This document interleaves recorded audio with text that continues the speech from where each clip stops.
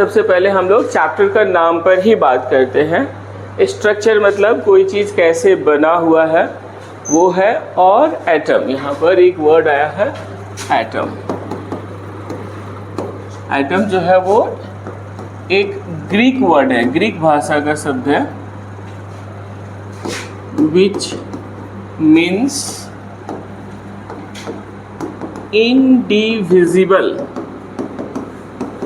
Indivisible, जिस चीज़ को divide नहीं किया जा सके, जिसको ब्रेक नहीं कर सके, जिसको तोड़ नहीं सकते हैं, उस चीज़ को ग्रीक लैंग्वेज में हम लोगों ने कहा atom. We called it atom. तो एटम एक ग्रीक भाषा का वर्ड है, ग्रीक वर्ड है एटमायोस, इसी से ये डिराइव हुआ है।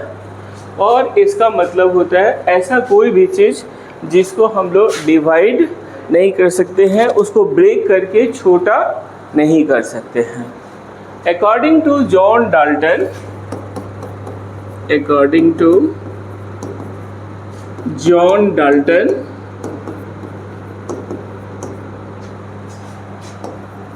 atoms are a smallest indivisible particle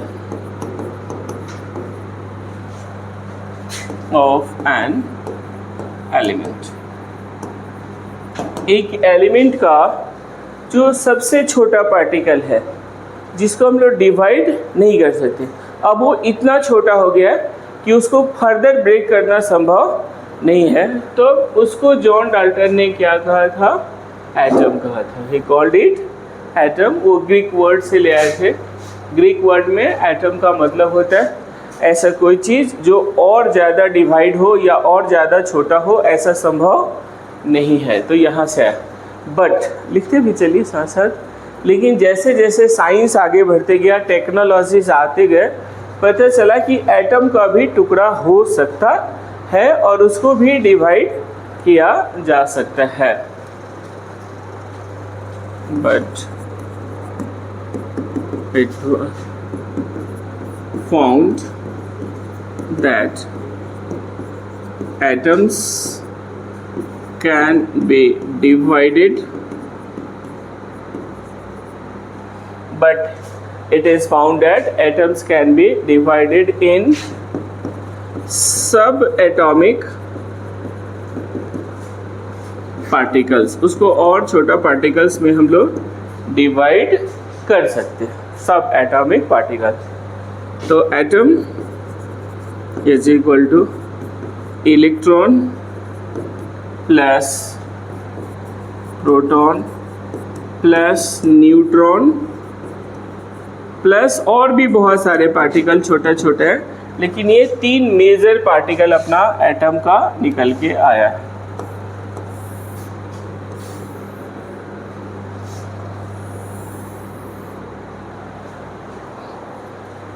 समझते हैं, लगभग सब चीज़ लिख दिए हैं।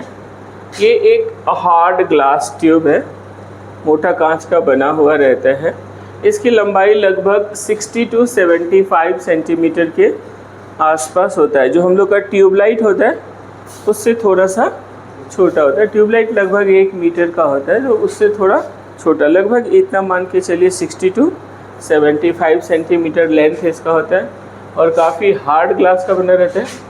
यहाँ पर वाल्व लगा हुआ है जिससे अंदर का प्रेशर को घटाया जा सकता है। वैक्यूम पंप है, वो अंदर से हवा को बाहर निकालेगा। यहाँ पर एक मेटल रॉड है जो बैटरी का नेगेटिव टर्मिनल से जुड़ा हुआ है, और यहाँ पर एक पॉजिटिव टर्मिनल रॉड है जो बैटरी का पॉजिटिव टर्मिनल से जुड़ा हुआ है। जो प्लस से जुड़ा रहता है उसको एनोड बोलते हैं, और जो माइनस टर्मिनल से जुड़ा रहता है उसको कैथोड बोलते हैं। जब प्रेशर ज़्यादा रहता है तो कुछ भी नज़र नहीं आता है, लेकिन जब हम लोग प्रेशर काफ़ी कम कर देते हैं, 0.01 एटमॉस्फेयर, जितना प्रेशर में हम लोग हैं उसका 100 गुना कम कर दीजिए। जनरली हम लोग 1 एटमॉस्फेरिक प्रेशर में अभी हैं, उसको घटाते जाइए तो 0.01 पर आते, तो कैथोड से कुछ इनविजिबल रे निकलता है जो स्ट्रेट लाइन में आगे की ओर जाता है। इसी रे को कहा गया कैथोड रे। क्या बोला गया इसको? Cathode ray. शुरू में ये माना गया कि इनका ओरिजिन कैथोड से हो रहा, कैथोड से ये प्रोड्यूस हो रहा है, इसलिए इनका नाम क्या रख दिया गया? Cathode ray. तो यहाँ से हमसे एग्जाम में पूछने वाला क्या क्या चीज़ हो सकता है? तो एक प्रेशर पूछ सकता है, कितना प्रेशर पर होगा। दूसरा वोल्टेज पूछ सकता है, तो प्रेशर हो गया 0.01 एटमॉस्फेयर। वोल्टेज कितना हो गया? 10,000 वोल्ट हो गया। डिस्चार्ज ट्यूब का लेंथ लगभग कितना होता है? 62। किस चीज़ का बना रहता है? हार्ड ग्लास ट्यूब का। और जो रे निकलता है वो किधर से आता है? उसको कैथोड रे बोलते हैं। इसकी डिस्कवरी किसने की? J Thomson. Cathode rays are invisible, वो अदृश्य होते हैं, लेकिन जब ये इधर आके दीवार पे टकराते तो इधर का जो ग्लास ट्यूब है वो ग्लो करने लगता है, चमकने लगता है। उसी से पता चलता है कि इधर से कोई चीज़ आके यहाँ पर क्या हो रहा? टकरा रहा। कैथोड रेज आर इनविजिबल, वो दिखाई नहीं देता है। जल्दी से लिखिएगा तो J Thomson observed a new type of ray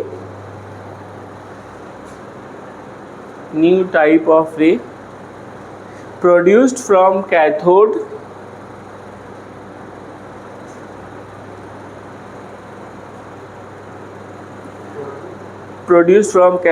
at very low pressure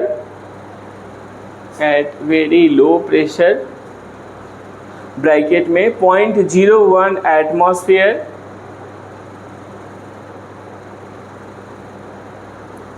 and high potential difference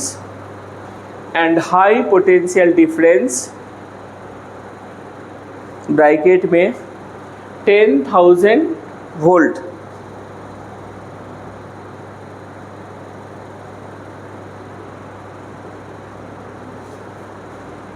It was called cathode ray.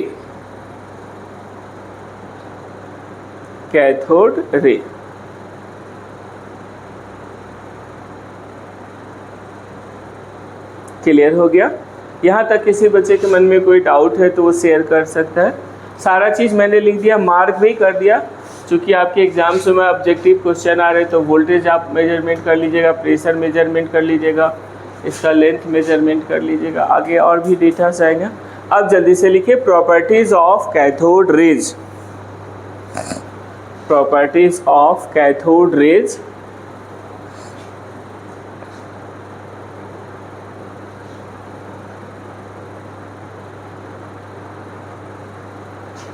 पहला, it travels in a straight line.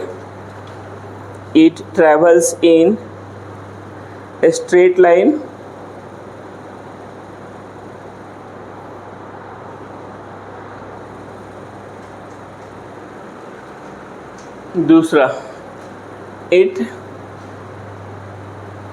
does not depend on the nature of gas inside discharge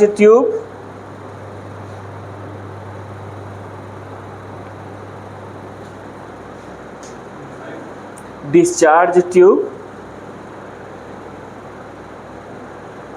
तीसरा, under presence of electric field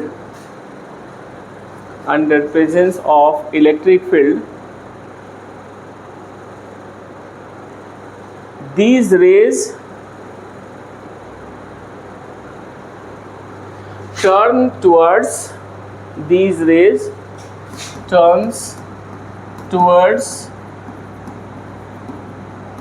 positive plate.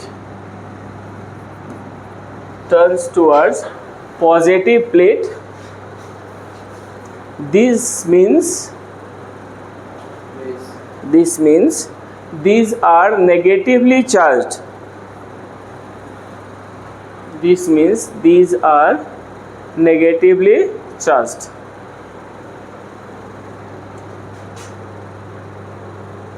यहाँ पर देखिएगा, अगर ये हम लोग plus plate लगा दें और यहाँ पर माइनस, तो ये सारा रे ऐसे चला गया, ऐसे मुड़ गया।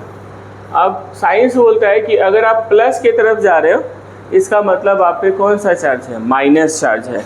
अगर कोई चीज़ प्लस की ओर जा रहा, मतलब उसके ऊपर कौन सा चार्ज? नेगेटिव चार्ज है। तो कैथोड रे पर कौन सा चार्ज हो गया?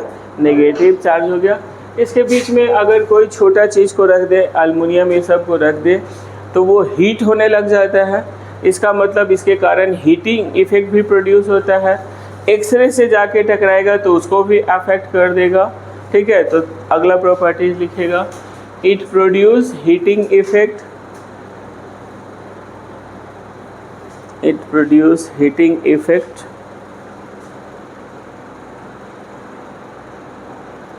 तीसरा, it is made up of small material particles, it is made up of small material particles, small material particles. Next, it affect photographic plate,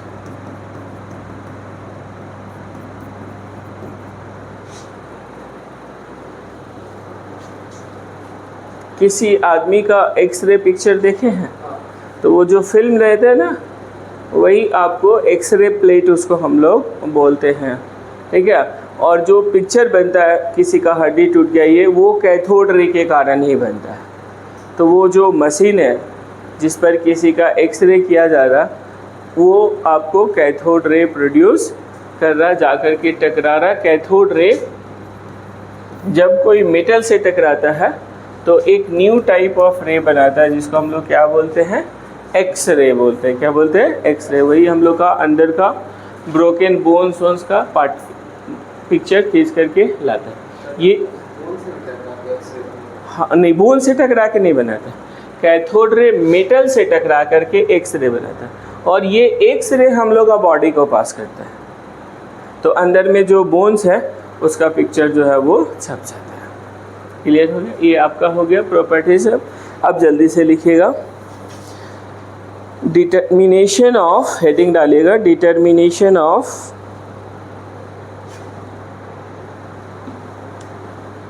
charge to mass ratio.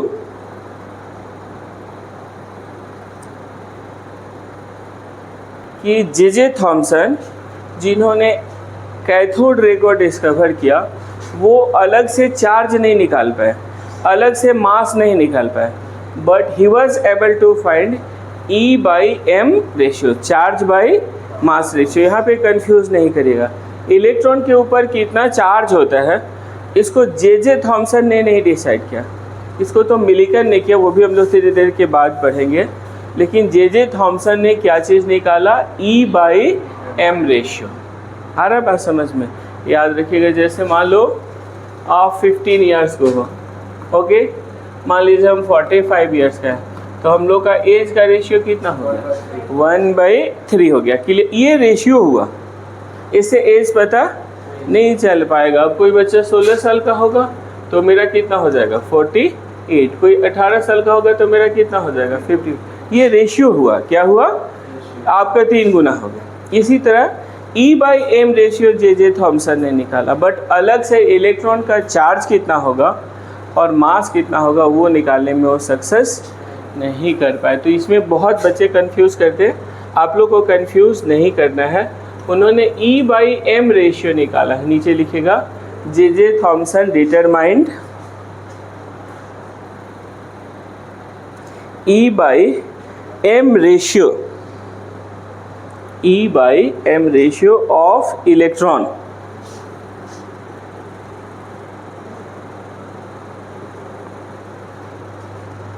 and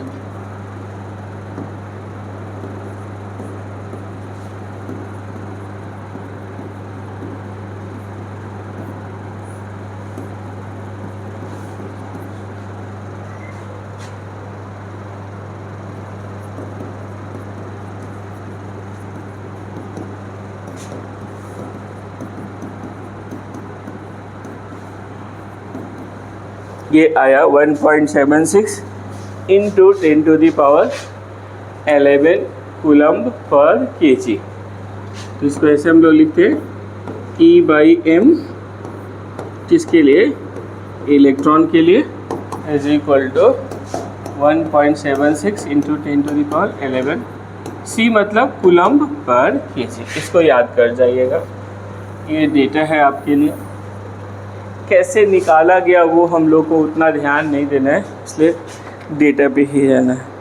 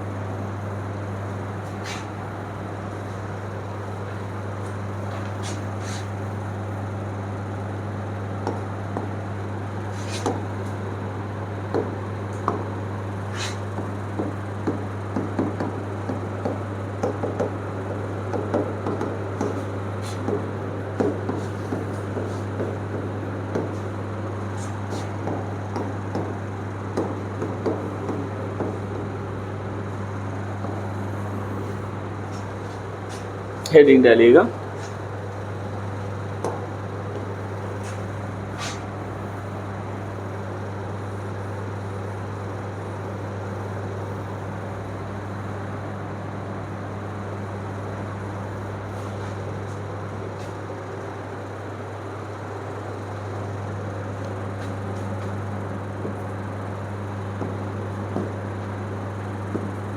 charge on electron was determined by R.A. Millikan। ये scientist का नाम है, ये आपको याद रखना है, R.A. Millikan by his famous experiment oil droplet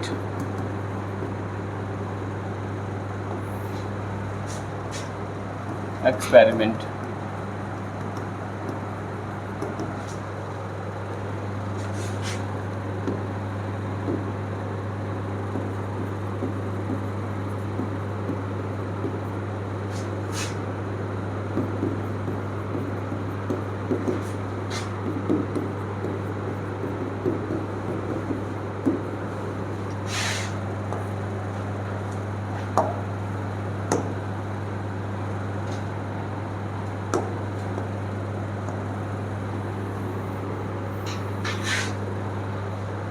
electron के ऊपर इतना चार्ज होता है।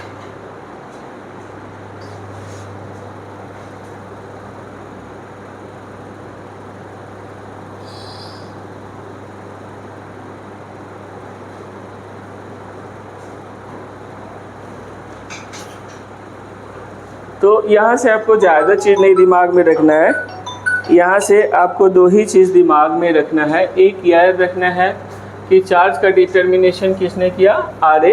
Millikan ने। आप लोग को उतना भारी क्वेश्चन नहीं आता, सिंपल ही क्वेश्चन आता है। और उस एक्सपेरिमेंट का क्या नाम था, यही अगर नीट या जेई का अलग से बैच रहता तो उसमें हम लोग ये सब भी बताते कैसे कैसे आए, लेकिन इधर आपको ज़रूरत नहीं है, तो अननेसेसरली वो आपका टाइम को बर्बाद करने वाला बात हो गया।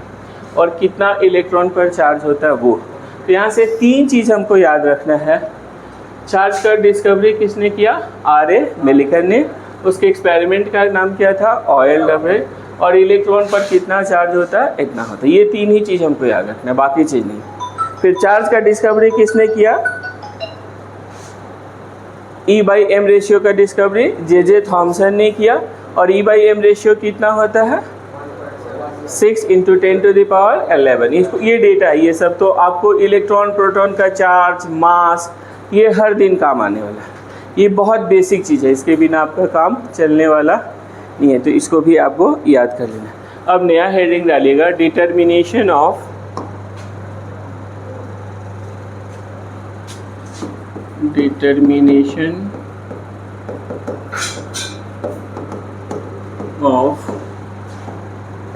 mass of electron, determination of mass of electron।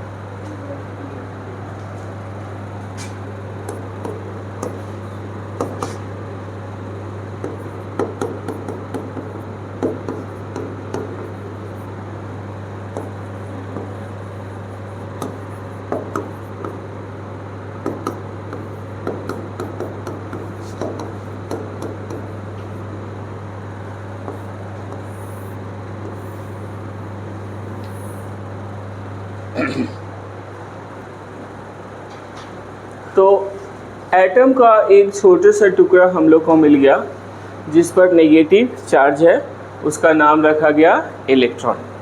Atom को जो बोला जाता था कि उसको फर्दर ब्रेक करना संभव नहीं है, तो अब वो डिवाइडेड हो गया और उसका एक छोटा पार्टिकल मिल गया इलेक्ट्रॉन। अब ये तो मैंने पढ़ा दिया। आपको एग्ज़ाम के लिए क्या क्या ज़रूरी है, आपको ऑब्जेक्टिव क्वेश्चंस आते हैं, आपको टिक मार्क करना रहता है, तो आपको क्या क्या याद रखना वो हम एक जगह कर दे रहे हैं। हैच इलेक्ट्रॉन करके आप सारा चीज़ लिख लीजिए। Hatch electron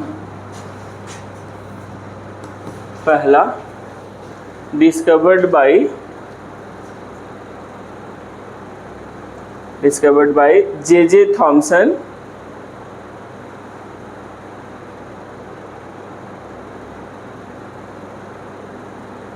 by discharge tube experiment, by discharge tube experiment। एक ही आपको जानना है, किसने डिस्कवरी किया? जे थॉमसन ने, और उस एक्सपेरिमेंट का क्या नाम था? Discharge tube experiment. पहला बात हम लोग को जान गया। दूसरा बात हम लोगों को जानना है इलेक्ट्रॉन एज सब एटॉमिक पार्टिकल। इलेक्ट्रॉन इज सब atomic particle which is negatively charged।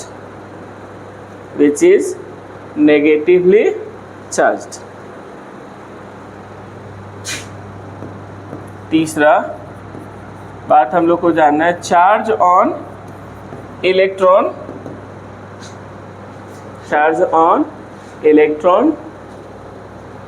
is equal to 1.602 into 10⁻⁻19 coulomb. C मतलब कूलम्ब हो गया, इतना उस पर चार्ज होता है, ठीक है। और इससे कम चार्ज नहीं हो सकता है, ये सबसे छोटा चार्ज है क्योंकि इलेक्ट्रॉन सबसे छोटा पार्टिकल है, इसीलिए इसको -1 यूनिट चार्ज बोलते हैं। क्या बोलते हैं इसको? -1 यूनिट चार्ज बोलते हैं। एक ये चीज़ हम लोग जान गए। चार्ज किसने खोजा? मिलिकन ने। तो चौथा पॉइंट लिखिएगा, वो लिख दिए क्या? Charge on electron by R.A. Millikan. थोड़ा फास्ट करो बच्चों। Charge on electron by R.A. Millikan. Bracket में oil drop experiment, oil drop experiment, ये हो गया हम लोगों का। उसके बाद हम लोग कर दीजिए अगला point, mass of electron 9.1 into 10⁻⁻31 kg, और इसको 1000 से गुना कर दे तो ग्राम में बदल जाएगा, वो भी याद रखिएगा। 9.1 इंटू 10⁻⁻28, अब वो ग्राम में बदल गया। और अगला पॉइंट आपका हो जाएगा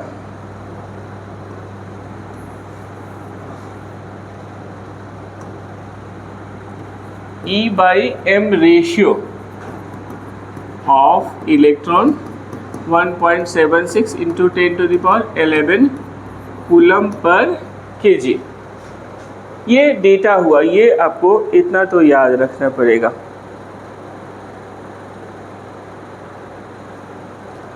ये हमेशा आपको याद रखना चाहिए, इतना चीज़ें आपको ज़रूरी है। यहाँ तक कोई आपको लग रहा है कुछ भी शेयर करना चाहते हैं, पूछना चाहते हैं, बात करना चाहते हैं तो आप बात कर सकते हैं। इसको कभी कभी क्वेश्चन बनाने में ग्राम का ज़रूरत पड़ता है तो बच्चा लोग को दिक्कत होता है, इसीलिए हमने पहले से बदल के रख दिया है, अदरवाइज़ कोई ज़रूरी नहीं है। ठीक है, कोई बहुत सारा क्वेश्चन आता है जिसका आंसर ग्राम में आ रहा है, अब बच्चा लोग कंफ्यूज हो जाता है तो मैंने उसको कर दिया। ये हो गया इलेक्ट्रॉन की जानकारी हम लोगों को।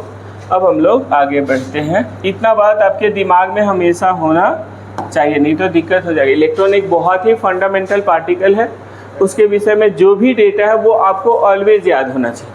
ये ई गोल्डस्टीन ने कुछ नया नहीं किया, वहाँ पर जो कैथोड का प्लेट था वो कंटिन्यूअस था। जैसे यही मान लीजिए प्लेट है, तो कैथोड का प्लेट कंटिन्यूअस था, किस में, जे थॉमसन में, और इन्होंने क्या किया कि इसमें होल्स कर दिया। ठीक है, छोटे छोटा होल्स कर दिया उसको, जिससे वो चलनी होता है ना, आप देखे होंगे घर में होता है, उसमें छोटा छोटा होल्स रहता है, ऐसे कैथोड में उन्होंने छोटा छोटा होल्स कर दिया। This is called perforated cathode. इसको क्या बोलेंगे, परफोरेटेड कैथोड। इधर से सब कुछ वही था, 10,000 वोल्ट, इतना एटमॉस्फेरिक प्रेशर, ये सब कुछ सेम था। तो कैथोड रे बना जो कि अपना काम कर रहा है, जो पहले कर रहा था वो कर रहा था। लेकिन अभी एक अलग टाइप का रे दिखा जो कैथोड का उल्टा डायरेक्शन में जा रहा था, जिसको मैंने रेड कलर से ऐसे दिखाया। ये कैथोड का उल्टा रे में जा रहा था, इसलिए उनको लगा कि ये एनोड से निकल के इधर की ओर जा रहा है, तो उसका नाम क्या पड़ गया, एनोड रे। फिर उसका प्रॉपर्टीज को देखा गया, तो जल्दी से लिख लीजिएगा। When perforated cathode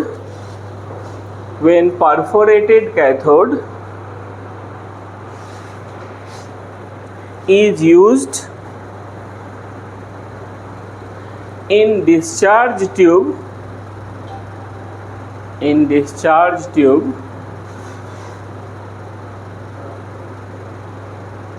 then anode rays was observed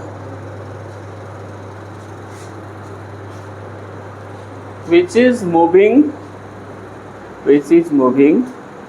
opposite to cathode ray,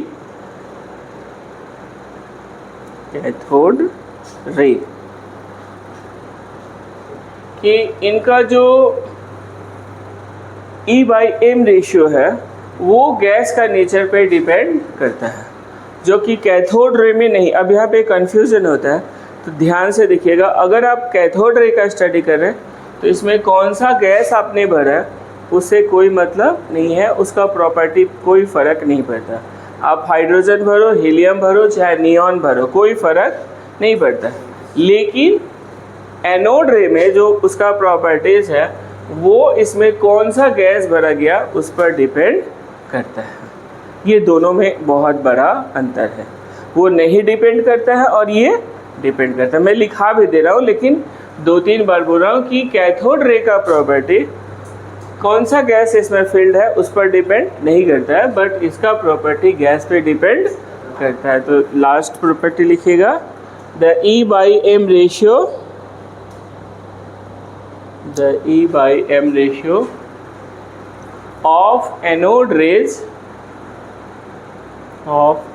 rays depends upon the nature of gas.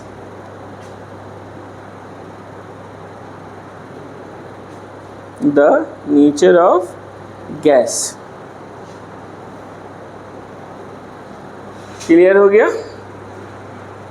अब देखा गया कि जब इसमें हाइड्रोजन गैस भरा जाता है, इस ट्यूब में कौन सा गैस भरा गया है? हाइड्रोजन गैस भरा गया है, तब एनोड रे का E/m रेशियो जो होता है वो मैक्सिमम होता है। इसको ध्यान में रखिएगा। कौन सा गैस भरने पर? हाइड्रोजन गैस भरने पर E/m ratio of anode rays होगा वो क्या होगा? मैक्सिमम। और कैथोड पे तो कोई फ़र्क ही नहीं पड़ता, आप हाइड्रोजन भरो चाहे हीलियम, उसको फ़र्क नहीं पड़ता है, लेकिन एनोड रेज को फ़र्क पड़ता है। और E/m रेशियो कब मैक्सिमम होगा? जब उसमें आप कौन सा गैस भरोगे? हाइड्रोजन गैस भरोगे। क्लियर हो गया? तो नीचे अगला पॉइंट लिख लीजिएगा, E/m ratio is maximum when hydrogen gas is filled.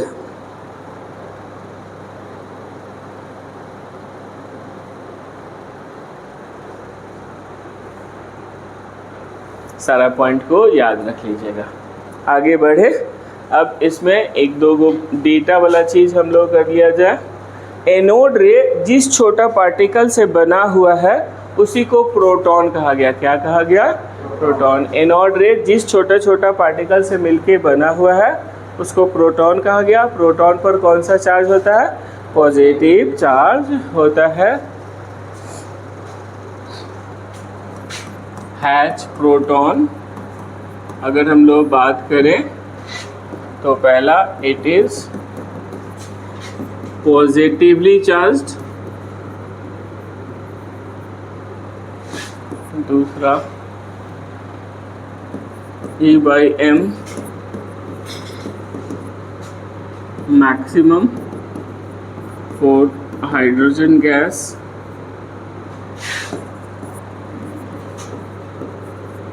Charge on proton उतना ही है जितना कि इलेक्ट्रॉन पर था, बट उस पर नेगेटिव चार्ज था, इस पर कौन सा था? पॉजिटिव चार्ज है। बहुत सारा बच्चा इसको प्लस कर देता है, नहीं भाई नंबर है, नेचर है नेगेटिव और पॉजिटिव, ये वाला नहीं, तो मैग्नीट्यूड है। मास ऑफ प्रोटॉन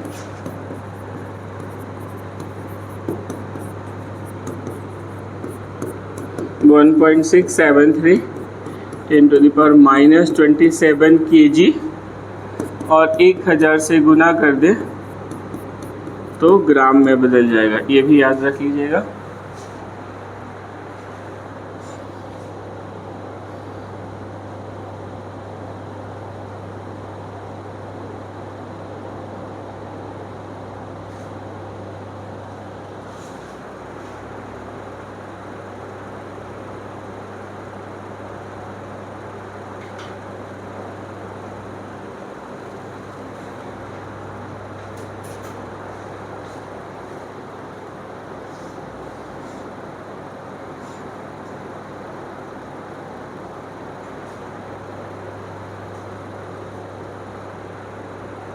तो एटम में दो पार्टिकल हम लोग को मिल गया। ये सब डेटा है, इसको आप अपना दिमाग में फिट करके रख लीजिएगा, ठीक है। ये सब बहुत ज़रूरी पड़ेगा, इसको आप ऐसे नहीं बोल सकते कि एग्ज़ाम के दिन याद करेंगे, ये आपको हमेशा याद होना चाहिए। एकदम बेसिक टूल्स में ये सब आता है, तो ये सब चीज़ें याद होना चाहिए।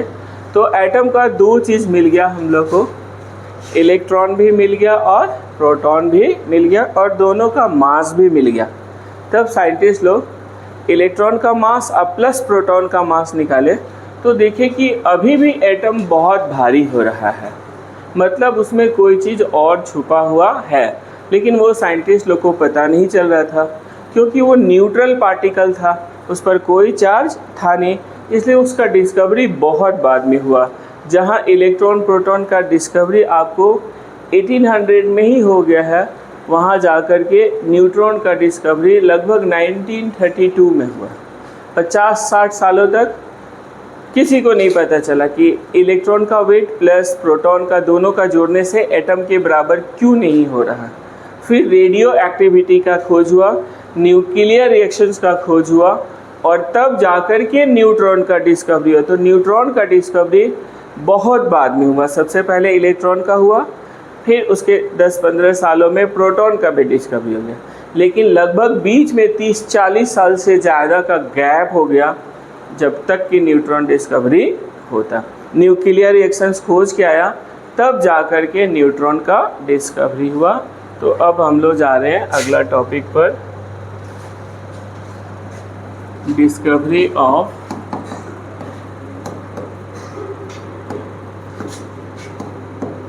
न्यूट्रॉन।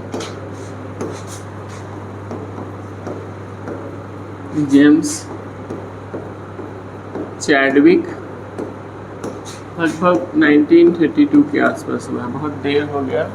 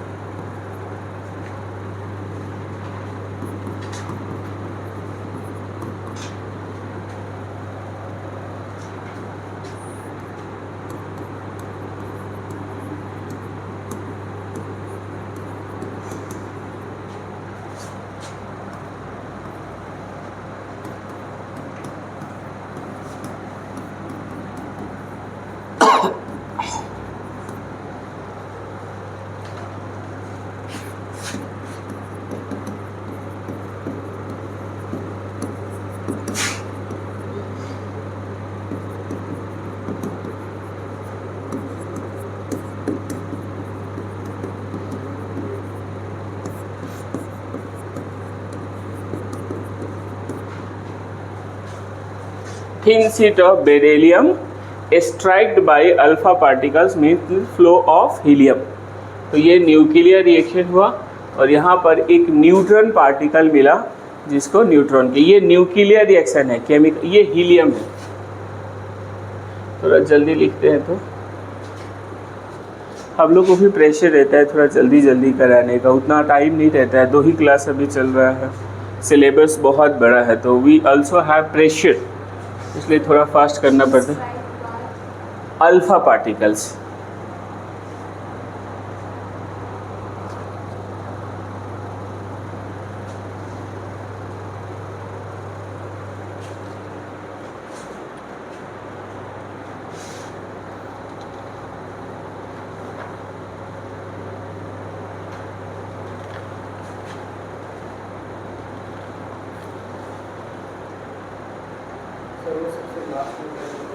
न्यूट्रॉन है 0n1 है।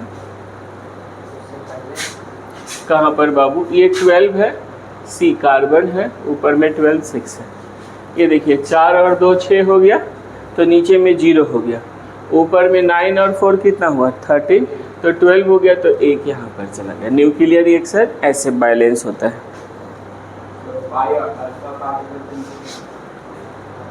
Flow FLOW, flow of helium.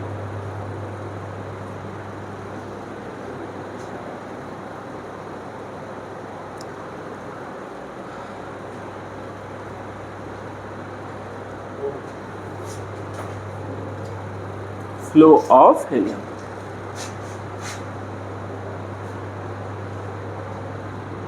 तो हैच अगर न्यूट्रॉन पर हम लोग बात करें तो discovered by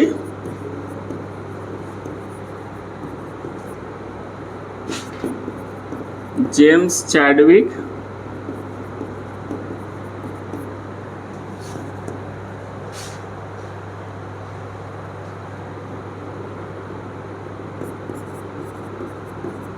mass of neutron 1.675 10 to the power -27 kg या 1.675 10 to the power -24 gram. Slightly more than proton, slightly more than proton, more than proton.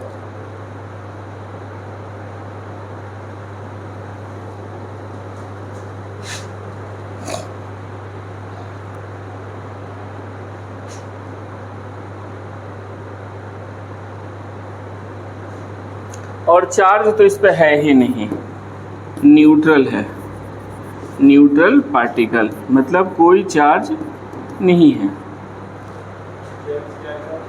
James Chadwick, CHADWIC, James Chadwick. तो atom का 3 main particle हम लोग को मिल चुका, कौन कौन सा? इलेक्ट्रॉन, प्रोटॉन और न्यूट्रॉन। इलेक्ट्रॉन पर नेगेटिव चार्ज है, प्रोटॉन पर पॉजिटिव चार्ज है और न्यूट्रॉन पर कोई भी चार्ज नहीं है। इलेक्ट्रॉन का मास बहुत ही कम है, बहुत बहुत कम है, प्रोटॉन की तुलना में लगभग 2000 टाइम्स कम है। तो इलेक्ट्रॉन मान के चलिए कि उसका मास नेग्लिजिबल है, लेकिन चार्ज उस पर है, नेगेटिव चार्ज है, और उतना ही चार्ज प्रोटॉन पर है, बट नेचर ऑफ चार्ज क्या है? अलग अलग है। इलेक्ट्रॉन पर नेगेटिव है तो प्रोटॉन पर संख्या वही है, 1.602 इंटू 10⁻⁻19 कूलम इलेक्ट्रॉन पर भी है और प्रोटॉन पर भी उतना ही है, लेकिन चार्ज का नेचर होता है एक नेगेटिव और एक पॉजिटिव। तो इलेक्ट्रॉन पर कौन सा चार्ज है? नेगेटिव, और प्रोटॉन पर। और तीसरा पार्टिकल जो एटम का है वो न्यूट्रॉन है, उस पर कोई चार्ज नहीं है, लेकिन उसका मास प्रोटॉन का मास से थोड़ा सा ज़्यादा है, उसका 1.673 है, इसका 1.675 है, बस मामूली अंतर है, ये है। अब 3 हो गया, इसके अलावा भी बहुत सारे पार्टिकल है, पॉजिट्रॉन है, न्यूट्रिनो है, एंटी न्यूट्रिनो है, ठीक है, ये सभी पार्टिकल है, लेकिन उस पर हम लोग को जानना अभी ज़रूरी नहीं है। 3 मेजर पार्टिकल हैं, इलेक्ट्रॉन, प्रोटॉन और न्यूट्रॉन, तीनों का डिस्कवरी हो गया। अब अगली क्लास में हम लोग पढ़ेंगे कि ये तीनों एटम के अंदर रहते कैसे हैं।